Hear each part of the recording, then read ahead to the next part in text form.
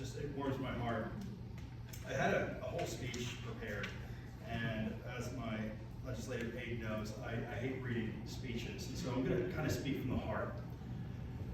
As I was driving down here this morning, and I was looking at the rain and the cloudy day, and it wasn't the day that we hoped for. We were outside enjoying sunshine, and it reminded me of the day.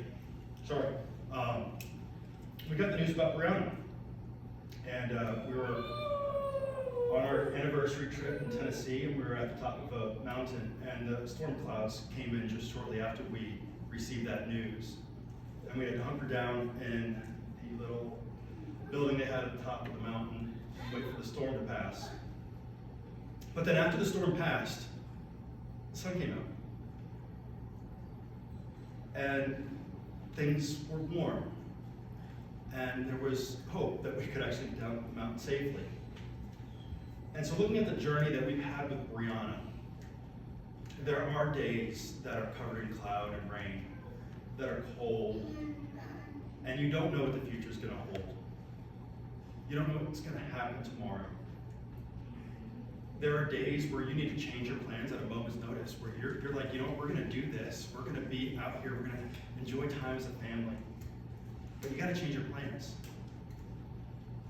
And so this day is very fitting of how our journey started with Trisomy. And I know that there will be sunshine, and it may come later today or it may come tomorrow. There are days that are going to be challenging and days that are going to be joyful. But we cherish each and every moment for our time with Brianna, and I know that every other parent that's in our shoes is thankful for each moment. Many of us know and are familiar with trisomy, and so I'm not going to get into the details of the various types of trisomy, but this resolution to declare March 2023 and every March going forward as Trisomy Awareness Month in Virginia is near and dear to my heart. And it's important for these children and their families to know that they have a community of support behind them. And to know that we're just not going to write these children off. There's a story of a little boy. Whenever he would see a child like one of these, he would look at them and he was scared. He was scared for two reasons. One, he didn't know what was going on, and two, he was scared because he knew that someday he was going to have a special child like that. And that little boy was me. So every time I saw somebody who had special needs, I knew that I was going to have a child like that someday, and Brianna's the fulfillment of that. But there's two types of fears. There's rational fear and then irrational fear. My fear was irrational because I didn't know. Rational fear is a fear of touching a hot stove and burning your hand. That's rational because you know that if you do something, you're going to get hurt. But with Trisomy Awareness Month and bringing awareness to these wonderful children who have special needs, we can help eliminate the irrational fear in our community surrounding these children and surrounding these people. I say children, but we've got a 23-year-old over here with Trisomy 18. What an amazing story. What an amazing honor that we get to share the room with her today. And so the goal here is to bring awareness to the various forms of trisomy so that there is no irrational fear in our community when they come across these wonderful children, these wonderful people. They can embrace them and understand that it's their stories that make our communities better. It's their stories that make us stronger. It's their lives that have improved the medical community. And it's this wonderful, joyful attitude they have. They just don't care what's going on. And I'm not going to sugarcoat anything. I know my daughter Brianna, she's got her days where she just does not cooperate. With that being said, I'd like to introduce first off, I guess I'm going to introduce Priscilla. But we have somebody from the Virginia Down Syndrome Association here to give a few remarks. Cool, those are hard remarks to follow. I was trying to choke back the tears. I'm Jennifer Case. I'm from the Virginia Down Syndrome Association, and I will be brief. I just want to share a little bit about what this resolution means to us at the Virginia Down Syndrome Association. Many of you probably know that Down syndrome is also known as Trisomy 21, and that's when an individual has 3 copies of the 21st chromosome.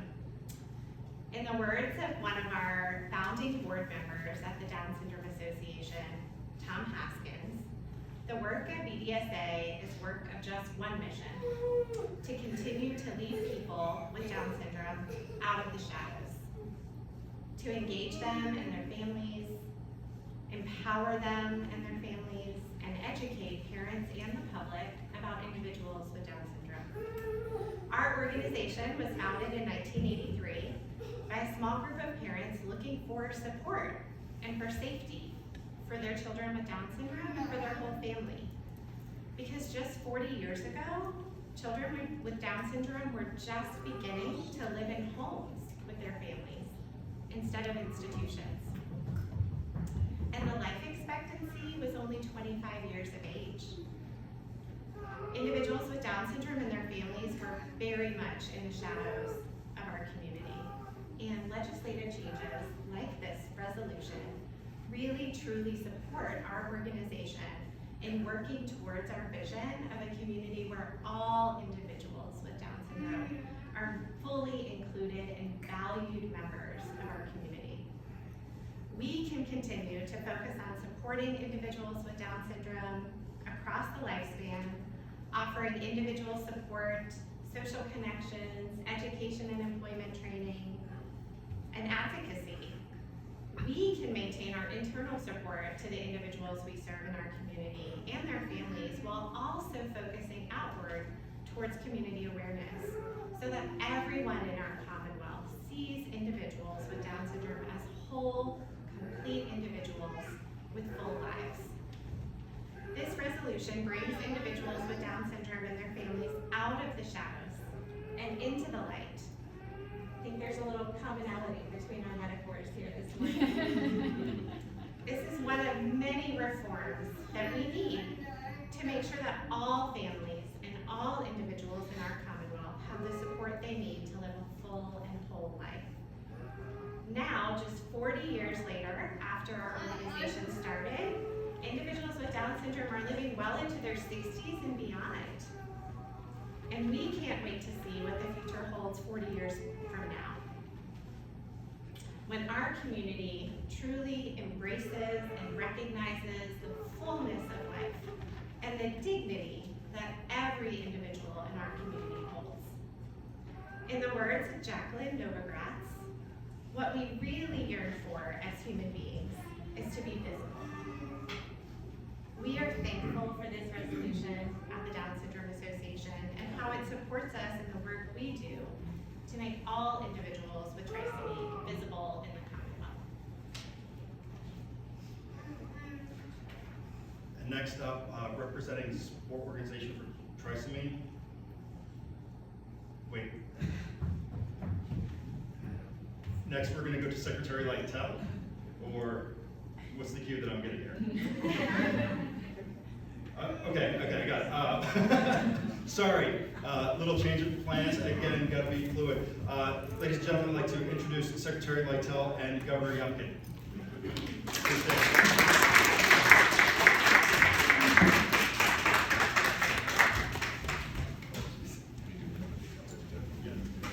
Good morning. Okay. We are very flexible today, whether we're outside or inside. I just want to add my personal thanks to you all, especially to the parents and families who are here today and those that traveled here during the session. It was really important for you to be here to share your experiences with the administration and the legislators. And I just want you to know you've helped us better serve children with developmental disabilities. You have sometimes helped us see the forest through the bureaucratic trees that we sometimes set up. And you've been examples to us about service and commitment. You and the organizations that are present here today have been powerful advocates for children, and we look forward to continuing to work with you.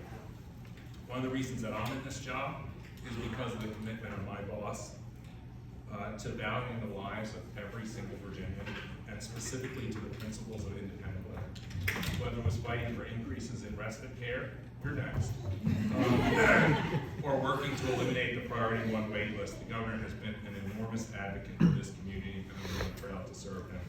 and work on it. So please join me in welcoming the 74th Governor, Commonwealth of Virginia, Glenn Youngkin.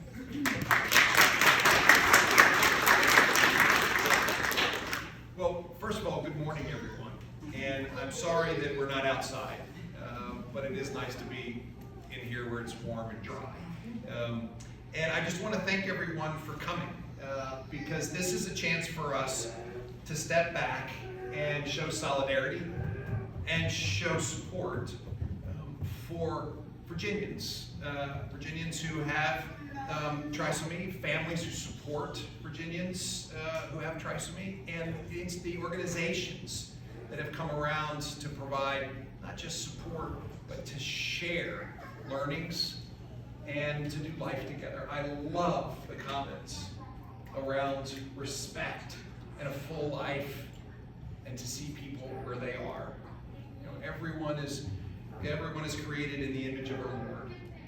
And we are called to love one another and respect one another and to see that image in every human being. And I'm so excited that we're together today. I do want to just thank Delegate Scott and Elizabeth. I want to thank you for your passion, your commitment, for your willingness to share such a heart-wrenching story, for your love of life.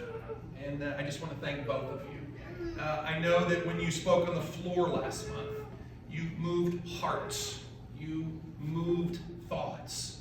And it is those moments where our personal stories mean so much more than a piece of legislation, because it is the personal stories that allow all of our colleagues to walk with us to a place that we know we need to go. And so, God bless you. Thank you.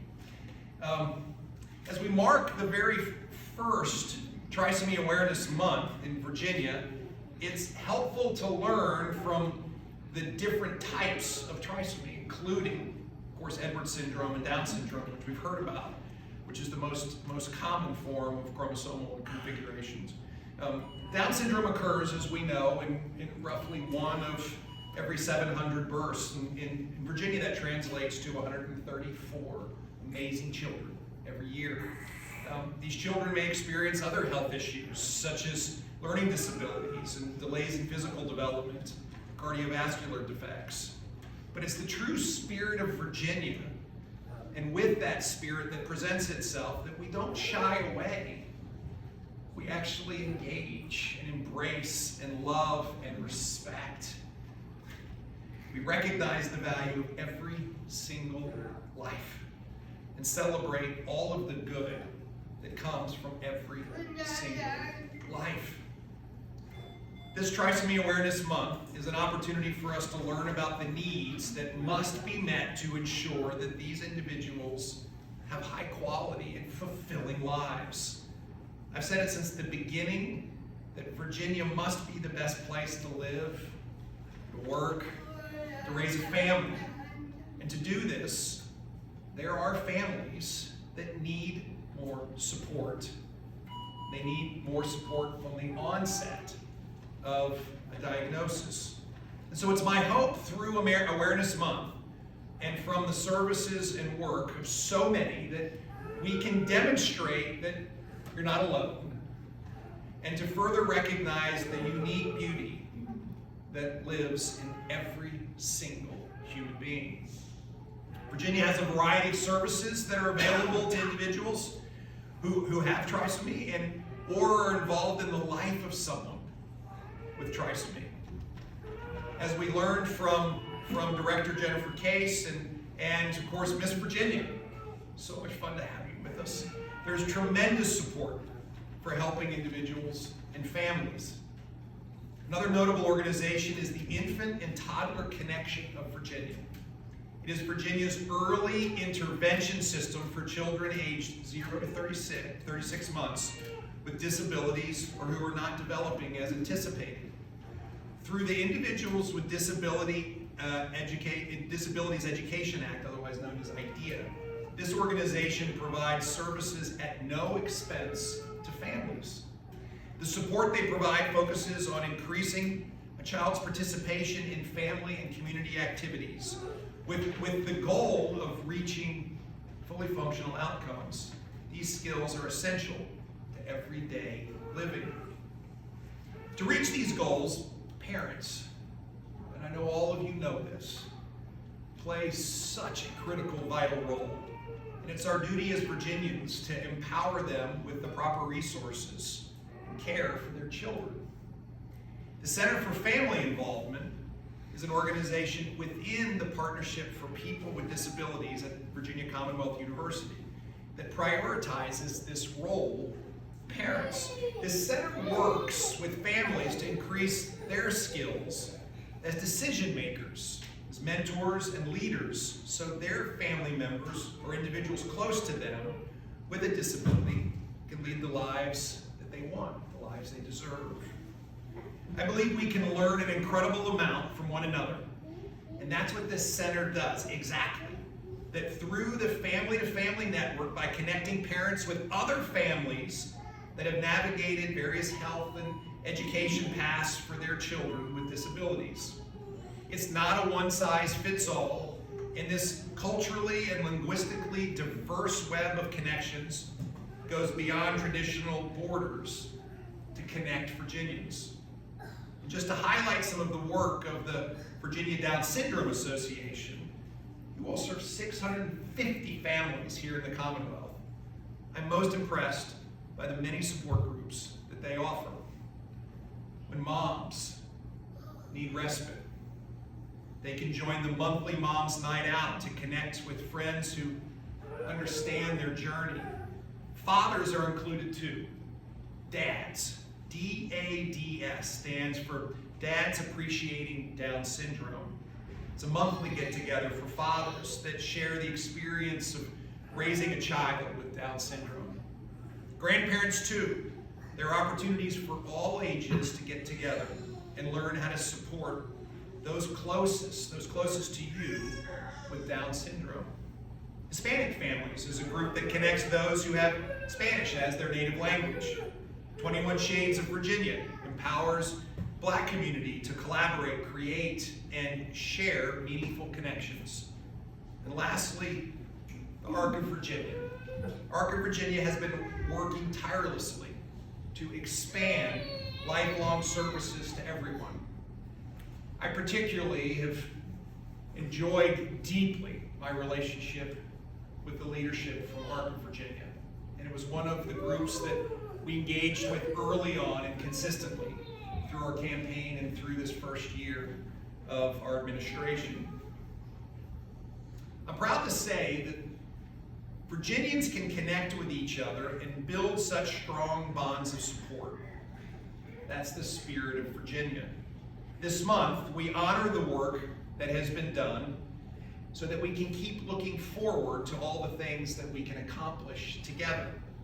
We must keep pushing to ensure that children with trisomy have a best-in-class education. We must strive to support their independent living. We must equip them with skills to compete and win jobs. We must recognize their superb talents for empathy, social understanding. We should celebrate. We should celebrate their walk of life and our walk with them. We must do things differently, and it's so refreshing to take a road less traveled. We can celebrate differences because they teach us new ways to navigate the world and to navigate it together. I'm so honored to celebrate Trisomy Awareness Month, and I thank you all for sharing your personal journeys with me and for supporting your loved ones who bring such special light that make our Commonwealth shine even brighter. Thank you, and may God bless you all.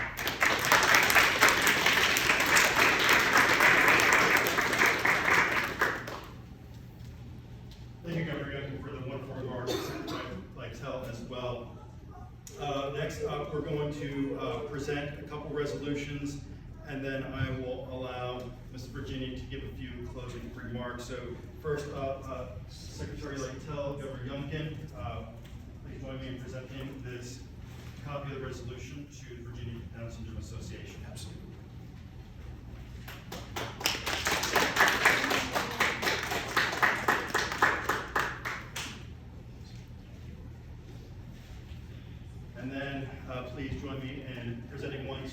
Miss Raliene Banks, representative of SOFT, Support Organization for Trisomy.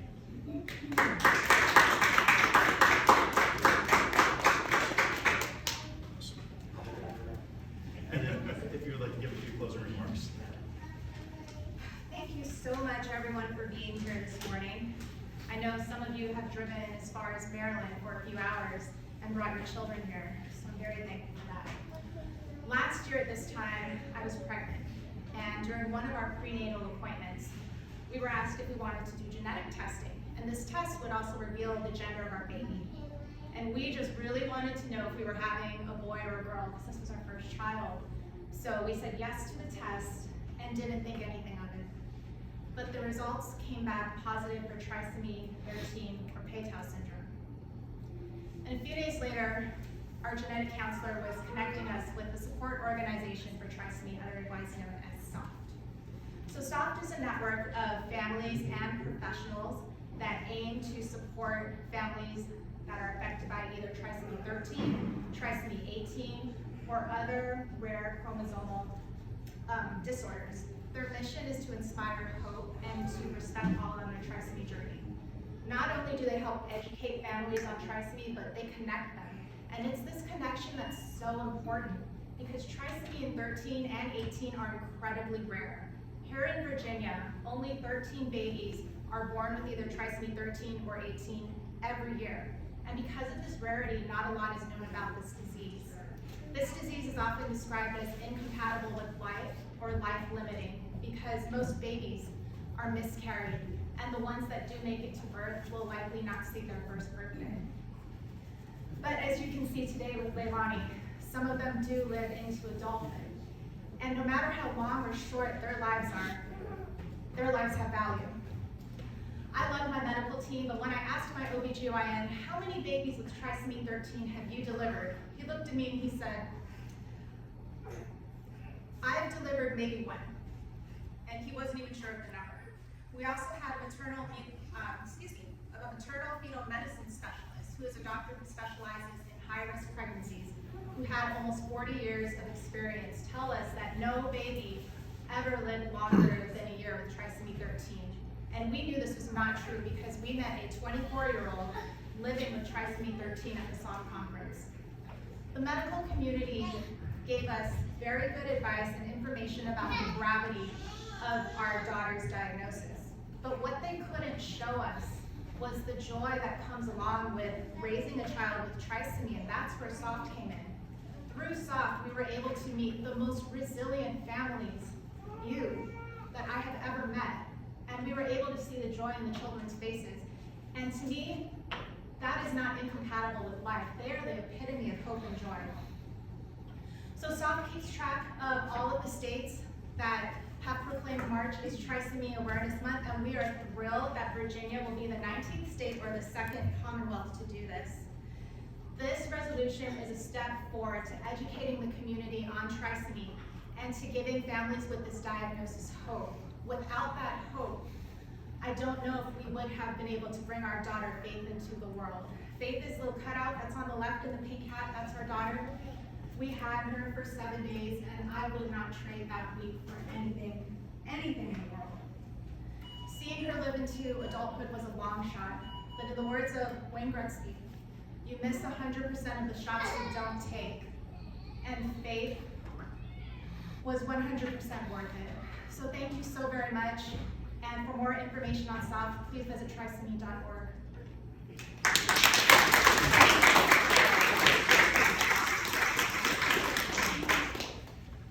Thank you all for being here. These children, they have the right to life just as the rest of us. And together we can make sure that we are providing the care and comfort they need and their families need. Thank you all. Have a great day and God bless.